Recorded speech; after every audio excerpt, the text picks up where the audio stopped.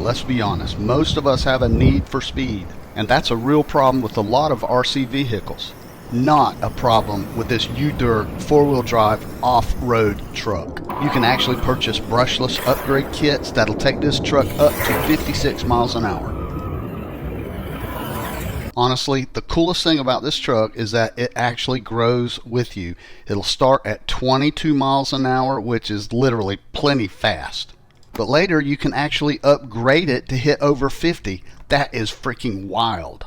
Plus, it is super tough. It's built with a lot of metal parts inside, so it's going to handle speed without braking. This thing blew me away. It's the truck that you've been waiting on, I'm sure of it. I think you're going to love this truck, and you're going to use the heck out of it.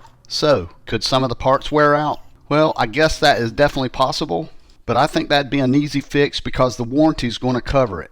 And they've made it so you can order parts. The remote control is 2.4 gigahertz with full proportional control.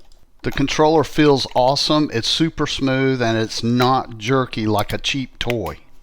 You can use AA batteries or the extra rechargeable battery that comes with the truck.